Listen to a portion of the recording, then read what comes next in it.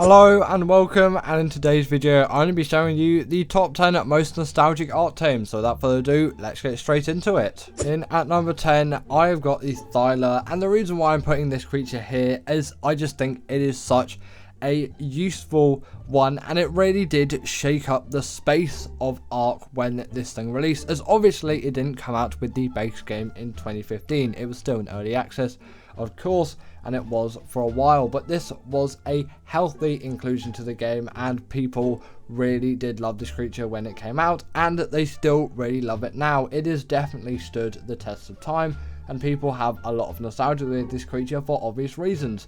One, it has been in the game for quite a while now, so there's been a lot of time to use these creatures, and they're so useful and great anyway. Everyone remembers when they were introduced into the game, as it really did shake up everything, especially in boss fights at the time, because they were allowed in then. Obviously then they did have to be banned for their wall climbing abilities, but still, you know, that was a really nice time in the past. And with these creatures still being great to this day and people having great memories with this creature, it really does make sense why it is on this list, and obviously why I've put it on this list. They also do the bleed ability as well. They are great combat creatures, truly amazing tames. They can climb any kind of wall or vertical surface. They are fantastic. I'm so glad Wildcard added them to the game, and they really did shake up the island a little bit. Continuing on, we have got the Therizinosaurus, and no, it's not because its side was unlocked at level 69. Nice. Great inclusion, but that is not the only reason why I put it on this list, but definitely, you know, at heart it's still a factor, am I right? Either way, these creatures, I'm pretty sure, were in the game reasonably early on. I don't think they were out when it released, but I'm not actually quite sure with the timing of these creatures. I've just remembered for a while I have loved these creatures as general gatherers. Yes, you can use them for the dragon boss fight, they're great for that, but I loved their ability to gather fiber, and at the time I'm not sure where the moss chops was in the grand scheme of things. I didn't really use any of those things. I remember just killing those things for hide. I didn't really use them. The only time I have used them is for organic polymer from Kairukus. That's the only use I've got out of the moss chops. Doesn't have enough nostalgia for me, of course, to be on the list. But the Theri was my go-to fiber gatherer, and also it's a pretty good berry gatherer as well. And calling it the Chickle Chicken was something which really does make this thing a lot more memorable. If the creature has got a funny nickname, it is just going to become a lot more memorable and sort of a lot kinder to people as well, and kinder in their minds, and this really does fulfill that. It's a great creature which is capable of loads of gathering, and that is why it's so respected in me, and that is why I find it to be a really nostalgic art tame. So the Yuti is a prime boss creature, but actually when it first released, I know it's a bit of a later one, which is why I'm kind of putting it back. I think I'm pretty sure it was a 2017 or 2018 creature, something around that. Pretty confident is 2017 though, rather than 2018. I remember it coming out around the time Aberration was released, and I really like these things as a general carnivore. Obviously I did use them in boss fights for their courage raw. That was just a really nice thing to have, but I loved using them just as the essence of a carnivore because they were fast, agile, mobile, and they did a lot of damage. Their health is quite decent, and their stamina isn't the worst thing in the world.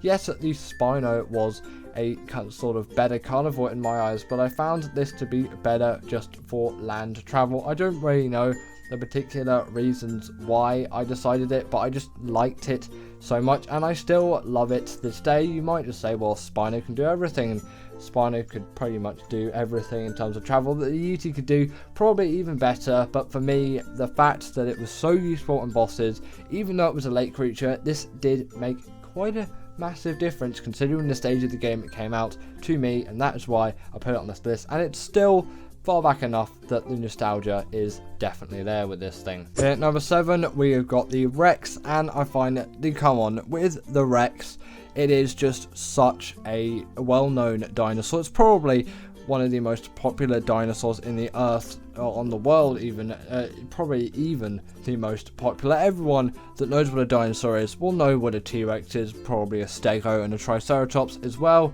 and it really does stand to that in Ark. The Rex has a lot of nostalgia. They have obviously gone through a model change since release, but they've been in the game right since the beginning. They've been that tame that people tend to look up to in the early days of Ark. Now they're not really looked up to a lot actually, which is a bit of a shame because there are a lot of other creatures which are just completely changed the space of Ark. Ark is a very different game now to what it was in 2015. Yes, for the better, but in some ways I might say for the worse as well. But that is what Ark 2 is trying to amend, and ASA tried for a little bit but then kind of failed because you've got to keep it how it is nowadays. The world's moved on, and in my opinion it's moved on to a sort of a better place. But obviously the nostalgia factor is going to make everything in the past pretty much seem better than what you're dealing with now, because it gets rid of all the bad stuff and then you've got all the good times that you had. And at the time you probably didn't know that there would be nostalgic moments, but they definitely were. But yeah, this creature, king of boss fights, really is a valuable tame to have in any given boss fighting scenario and general attack in combating scenario, as long as there's not too much mobility involved, as it does really struggle with that. Talking about the Spino, which obviously I did in the previous 2, I think, UT Ranus is when I was talking about this thing. Either way, the Spino does hold a strong place in my heart for a nostalgic tame. These were kind of what I sought after even more than the Rex. I don't know if that was just me, but I thought the Spino as a bigger, more powerful creature, they didn't have as much health as the Rex, and they still don't, but they have a heck of a lot more mobility. Back then they didn't have the hydration buff and they couldn't stand up on their hind legs, but I still love these things to death and use them in boss fights hugely. I used it actually a bit more than the Rex, I would say, in my opinion. I do use Rexes more now, but mainly I do actually use the Deinonychus, which is not on the list because it's not quite old enough for that nostalgia factor, so I am definitely sticking to the older bunch for this list, of course. Like, come on, you've got to stick to those probably pre-extinction creatures, I'm going to say. All of these creatures are aberration, or sooner. In fact, probably even sooner than that, really. The UT's a sort of outlier. But obviously, now they have a TLC. They've been updated further. The Spino is really a great, neat little creature to have, to ride around on, and to take anywhere for any of your mobility needs. They're great in the water, great on the land.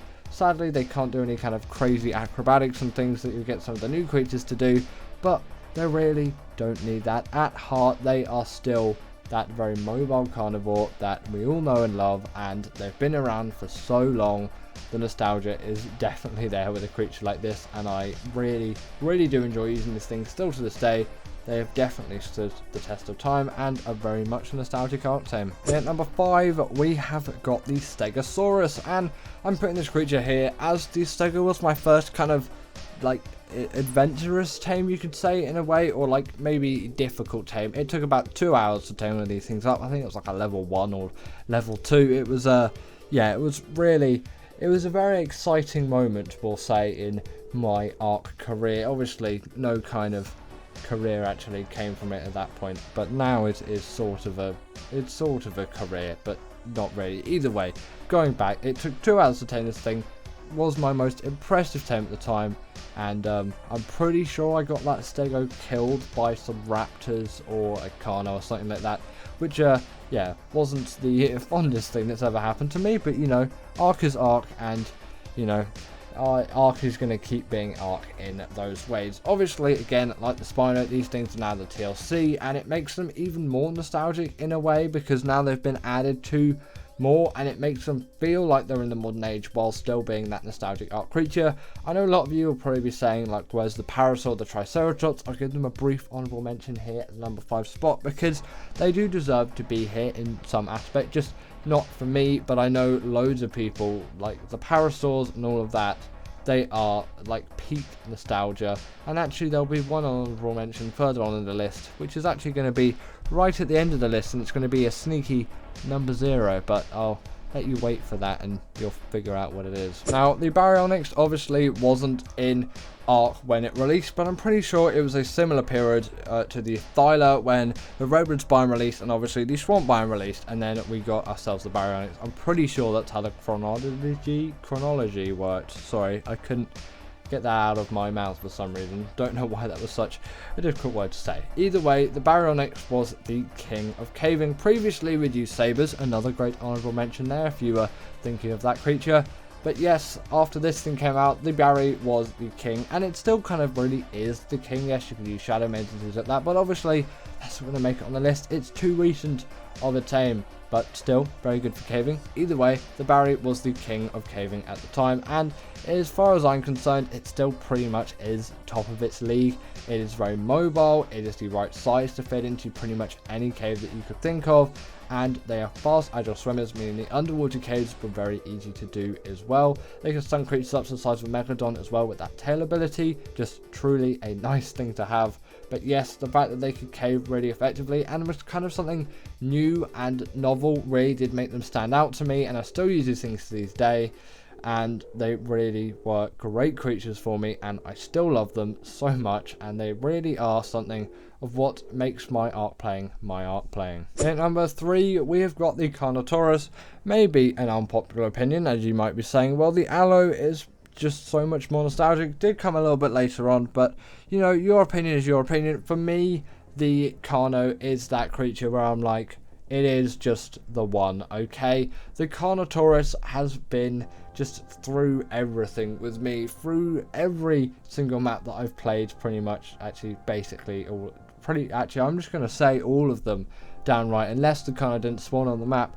I have had myself a Carno, and I have prized that Carno. I've been naming them Meatball the whole time as well. I did name them Carny Dave a little bit because of Squid's Arc series, but then I named them Meatball after that, which is kind of what Carnotaurus means from Latin translated into English. It's a bit of a rough translation, but it's pretty much that, or it's like meat lizard or flesh lizard or flesh ball, something along those lines. Either way, Carnotaurus, a very nice creature which has also undergone TLC. You'll find a lot of these creatures actually have, apart from the next one on the list actually, but you'll find out where that is when it's that time. But yet now they have the bleed ability, which they didn't have before, and obviously that comes with a second headbutt attack, and that's pretty much all the TLC I had as far as I'm concerned, which really does make them even better creatures. I find they are quite fast, agile carnivores for their size. Maybe also the Aloe is more fast and more agile. Fair point, and you could say that they're a better creature, and fair point on that too. But for the nostalgia factor for me, this always tops the Aloe, and I'll pretty much always go for a Carno over an Aloe for the nostalgia factor, and I just really like using them, and I find myself to be quite good and useful and effective when using them, and I'll continue to use them, and for that they have to be on the list for me. In at number 2 we have got the Giga, and when the Giga released, which is still 2015, it really did make quite a big difference. So did the Quetzal in the same year as well, another honourable mention which I could have put into this list, but it didn't make as big of a difference to me as the Giga, and I'm sure many of you will agree with that. While the Quetzal was cool and you could still level movement speed and you could build a base on the back of the thing, this was the biggest carnivore we'd seen it yet, and we thought nothing really could get bigger. Well, the Titanosaur came out afterwards, but you know, we didn't know that was happening, and it was just so OP and so cool to tame. You don't even care what the level is, you just got one, you went out there, you found one, you got one, maybe named it Tiny Tim if you watched the Squid video on it. You know, if you know, you know. That is actually probably one of my most rewatched art videos. The nostalgia in that thing, truly a great video. If I do remember, I might put a card up on screen and link it there, but if not, maybe go search for it. Just look up iBallistic Squid Arc Giga and you'll find it. It's like episode 50 of the original Arc series on that. Honestly, basically the best video that YouTube has ever seen in my opinion in terms of the nostalgia content. But yeah, they really had a new perspective, they dealt so much damage, and their rage ability was something which was seen as quite cool and in a way a little bit scary. And coming in at number 1 we have got the Argentavis, and this really does top the nostalgia list for me.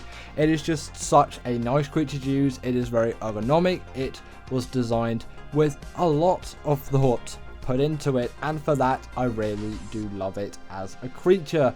It also has seen a TLC since it's been released as well. Kind of weird to think that the Giga hasn't, at least as far as I'm concerned, it hasn't still got that atrocious stamina and all of those things with it. But I guess the Carcharodontosaurus is the sort of TLC of the Giga, if you will. But yes, this has seen a TLC. Well, I'm pretty sure that added all of the weight reduction stuff, something along those lines. At least I'm pretty sure, confident that it added the saddle as a smithy if it didn't have that already, because I think the Castoroides was the first creature to do it, and then it adopted it, and that regen buff was definitely not present.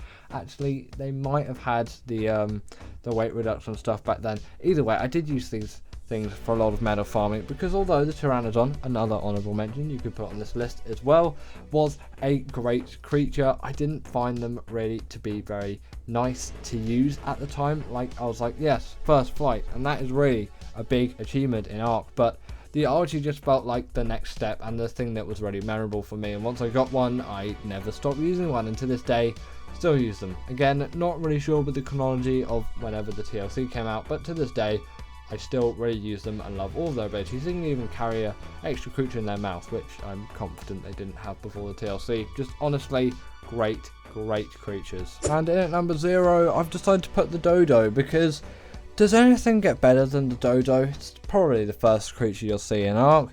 Maybe unless the Dilo's there, but you know, the Dilo's not the creature you remember. The creature you remember is the Dodo, this little cute thing that runs around on the beaches. It is the pinnacle of Ark. The Ark logo and the Ark wallpaper should all just have the Dodo at the forefront. You've got the Dodo Rexes and the Dodo Wyverns, but nothing stands in comparison to the great original Dodo, and that is why, obviously, it deserves to be king of this list 100%. The top 10 creatures which you need for the island. In at number 10 is the Daedon, and there is no doubt that this is one of the most useful creatures on the island, namely for its bossing abilities. Obviously, this isn't going to be the creature which is going to defeat any kind of boss. It does not have the melee damage to do that, but if you level up this thing's food stat like absolute crazy, and then you can use this thing to heal up your dinosaurs in the boss fight, which is a very useful thing, and especially because there's no things like snarls on the island. Yes, you can transfer, but all the creatures on this list do natively spawn on the island, so don't expect any others. The Daedon is pretty much your only option out there, and its ability is just so good, and it is so easy to use. The only real downside being the amount of meat it consumes, and you're going to need to really pump that hunger, but it actually isn't too bad, and it is definitely worth it. In at number 9 is the Basilo, and this creature is pretty much your best bet for doing any kind of cave runs which you'll find out there. Obviously, underwater ones, this thing is not a land creature, and I think there are 2 underwater caves on the island, one of the artifacts being used for the Megapithecus and one of them being used for the dragon. I'm pretty sure there's only 2, yeah, there's only 2 underwater caves, and the Basilosaurus is going to be extremely useful in all of those cases. It has the damage to deal some of a fight. Yes, it isn't going to stack up to the Mosasaur, but the fact that this thing is immune to electric eels and jellyfish and all those things makes this one of the most safe creatures to take into the ocean, as most of the threats are now just not even able to do their main abilities. The only thing you really have to take into mind is the fact that they have a depth limit, but as a nice little bonus, these things will also passively make oil. Next up, we have the Uteranus, and again, compared to the Daedon, the story is very similar. This is a great boss creature, which I think is highly essential for the island, and it is useful on all 3 of those boss fights, and it definitely is one which you'll want to use at some point 100%, as obviously this isn't going to deal the damage in the boss fight, although you could use UTs for that. That's not really their use case, and they're not going to heal up the creatures because that's the Daedon's job. This thing will buff up all of those creatures with its all famous Courage Roar, and courageous you can also be if you drop a quick sub on the channel. It is always greatly appreciated. But it also does have the Fear Roar as well, which isn't particularly useful for bosses due to the size limit on the Fear Roar, but if someone's trying to raid your base in PvP on a Pteranodon, then you can use the Fear Roar if you have a Tyrannus on you, and they will have no chance in raiding you or scouting your base out whatsoever. Good PvP tip if you didn't know that already. In at number 7 is the Aloe, and this creature is a really great entry level carnivore on the island, and you may get somewhat angry with what I've put in the number 2 spot. If you know me already, you'll know what's in that spot, and you might want to put the Aloe in the number 2 spot and the creature which is in number 2 in this spot, and that is totally fine. You can form your own opinions on these dinosaurs.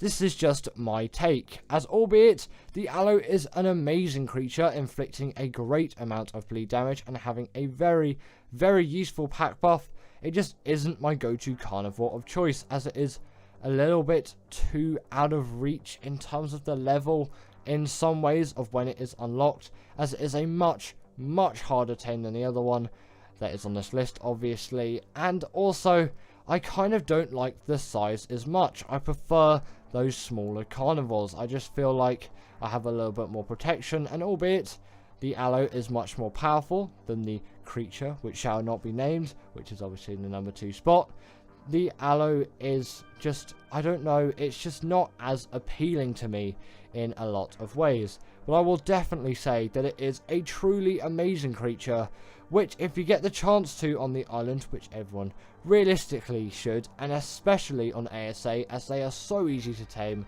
with the new baby dino mechanic, you really can't miss out on taming a pack of Aloes. Remember, pack size is always 3, so if your pack aren't working, if you only have 2 Aloes, get a 3rd one and that pack buff will appear. Next up on the list we have the Rex, and this is pretty much your go-to boss creature which you can use on the island. Although in the honourable mention section of this video there are a couple of other creatures which are great boss creatures, but which sadly didn't make it on my top 10, but they may have made it on yours. Either way, back to talking about the Rex, you can kind of tell why this is such a great boss creature. It is a big hunking carnivore with great big teeth and a lot of power, and compared to a lot of other carnivores, I feel like I'm saying a lot, just did say it twice in a sentence there, but either way, compared to other carnivores, this thing's health is actually way higher than loads of the other options, making it the ideal boss creature for you to go with, as it is just such a balanced creature. While yes, it isn't the carnivore which deals the most amount of damage on the island, which is still allowed into bosses. The Giga I'm not counting here, as the Giga is sort of in a different league as a carnivore, but in terms of things like the Spino, yes, it will deal more damage, but its health is a lot lower, so the Rex is usually the go-to, and the Rex is significantly easier to tame, and its saddle also doesn't require silica pulse to craft, which can be a very big annoyance. Although at that stage of the game it isn't too much of a hindrance, it still can be a bit of one. In at number 5 is the Thyla, and there is a lot to say about the Thyla, and this creature is just so good at so many things, and it is actually one of the most versatile art creatures in my opinion. I've just done a top 10 on that recently, so if you go look on the channel you can see that top 10 if you're keen on it. And also in terms of the Thyla's abilities, obviously apart from it just being versatile, this thing is a really great climber of all things. You saw it climb redwood trees there, but it can climb any kind of wall or vertical surface. Although meshing and meshes is a big glitch on ASA at the moment, so you can get yourself into some pretty sticky situations with terrain, and even fall through the terrain if you know that's your thing. But you know, ASA is still an early access game. They could have definitely worked on it a lot more though. But in terms of its other abilities as well, it isn't just a really great travel mount. Although it is a great use for it, it is also a really great carnivore, sadly not being allowed into boss fights. but I guess we have the Deinonychus on Valguero if you want a boss creature with kind of similar abilities to this, as that creature can also climb, but it is allowed into bosses, and in my opinion it is better than the Thyla, but that doesn't spawn on the island, so therefore it does not qualify for this list. But the main reason for its great attack is obviously that bleed ability which it has. Barely any other carnivores have this, which kind of doesn't make sense considering what they're doing, and they're literally ripping right into a creature. You'd expect bleed damage to occur, but most carnivores don't even use that ability, and the fact that this has it is a huge bonus. Next up we have the Theri, and would it really be a list without the Theri here? This creature is just so useful for so many things, it has to be put on this list. The Freddy Krueger of Ark, with its saddle and locked at level 69. Nice. This thing really does pack a punch in all of its abilities. Namely, its fiber gathering, which barely any creatures can stack up to, although the Moss Chops is a great shout in the early game. Sadly, it isn't on the list or in the honourable mentions, but you know, I guess it got a little mention here with the Theri. But also the Theri is great at gathering berries as well, and so with wood and thatch too. And it is a pretty good meat gatherer as well, as this thing really does pack a punch in terms of damage. And it is the go-to creature for doing the dragon boss fight, as that boss is very unfair to all kinds of carnivores, and it is really nice to have this creature as a backup.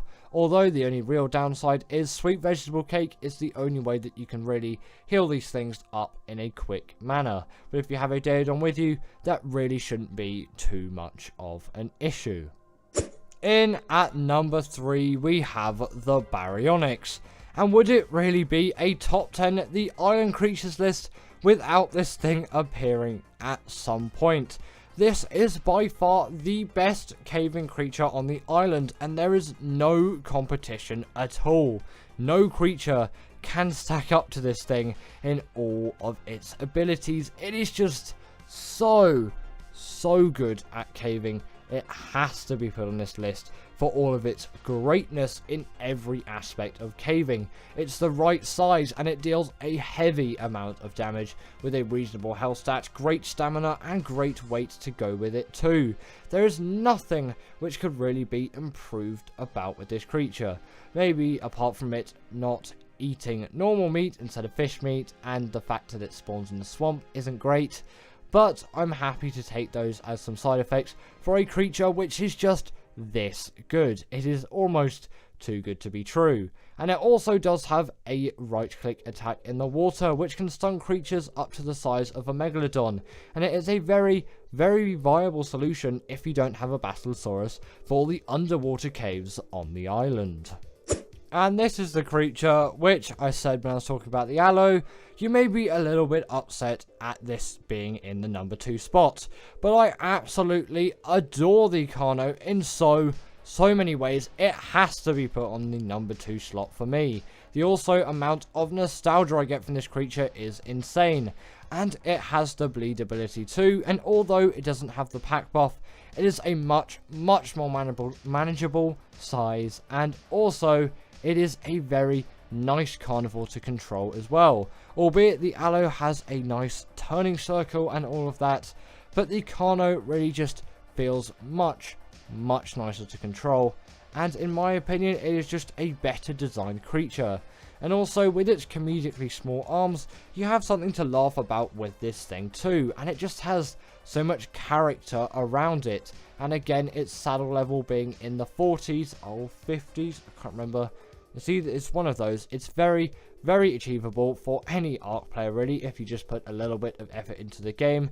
It is a really great carnivore in the early stages of, obviously mid stages as well. And you don't even need the saddle to fully utilize this creature. You can just have it following you around on adventures until you get that saddle, and you could be leveling up along the way to get it ready for when you first ride it. A very good very, very good strategy actually, considering that trank arrows unlock at level 21, and from there it is really, really easy to make a basic wooden trap and just trank this thing out. You really cannot go wrong with the Carno. But before we get into number 1, I have a few quick honourable mentions.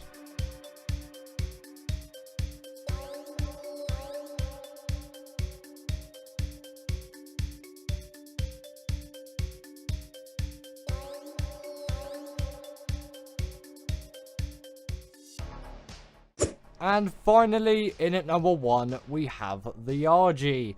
And really, what did you expect? This thing is an absolute beast of a creature which really does deserve to be respected. And it is a go-to on all maps except Arboration and Gen 1, as obviously flyers aren't allowed on those maps. But on all other maps, you need an RG really. These creatures are just that useful. They are the pinnacle of metal resource gathering, and when paired with something like an Anki or a Dodic, which I'm kind of going to tie into the number 1 spots here, as they really, really work well together as creatures, you have yourself pretty much the best harvesting creature combination which you could possibly have. The RG has weight reduction on things like metal, crystal, obsidian, and much, much more. And paired with something like the Anki, which can gather insane amounts of metal, it really is set up for success. And the RG deals a reasonable amount of damage as well, has a great weight stat and a great stamina stat,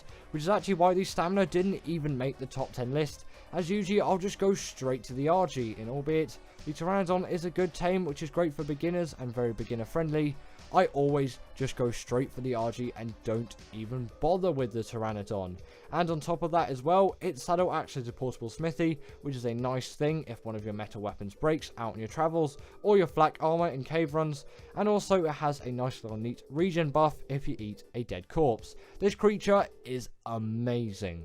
But anyway, that is the end of today's video, and I really, really hope that you enjoyed this one, and I'm glad the channel is now back in full swing. And comment down below your top 10 the Island Tames, and I'll see you all later.